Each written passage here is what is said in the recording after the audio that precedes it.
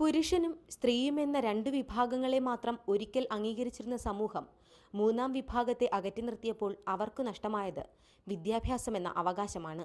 കളിയാക്കലുകളിലും ഒറ്റപ്പെടുത്തലുകളിലും മനംമടുത്ത് വിദ്യാഭ്യാസം പാതിവഴിയിൽ ഉപേക്ഷിച്ച ട്രാൻസ്ജെൻഡേഴ്സിന് അനുഗ്രഹമായി മാറുകയാണ് ട്രാൻസ്ജെൻഡർ തുടർ വിദ്യാഭ്യാസ പദ്ധതി.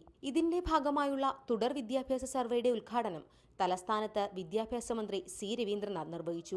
രാജ്യത്തു തന്നെ ആദ്യമായാണ് ഇത്തരത്തിലൊരു തുടർ വിദ്യാഭ്യാസ സർവേ നടത്തുന്നത്. വികസനത്തിലെ ഏറ്റവും പ്രധാനപ്പെട്ട ആശയം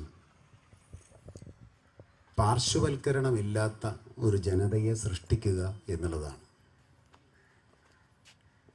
വികസനത്തിന് നിരവധി നിർവചനങ്ങൾ ഉണ്ടെങ്കിലും പാർശ്വവൽക്കരണമില്ലാത്തൊരു ജനതയെ സൃഷ്ടിക്കലാണ് യഥാർത്ഥ വികസനം, അതിൻ്റെ തുടക്കം എന്ന്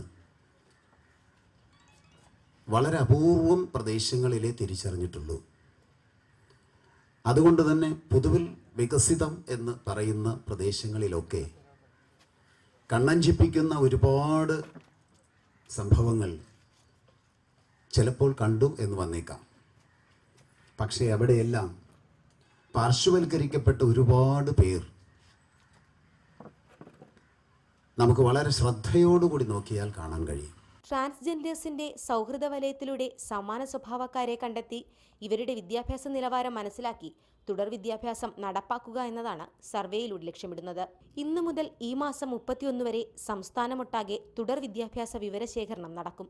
സർവേയുടെ ഉദ്ഘാടനത്തോടനുബന്ധിച്ച് ട്രാൻസ്ജെൻഡേഴ്സിന്റെ വിവിധ കലാപരിപാടികളും നടന്നു.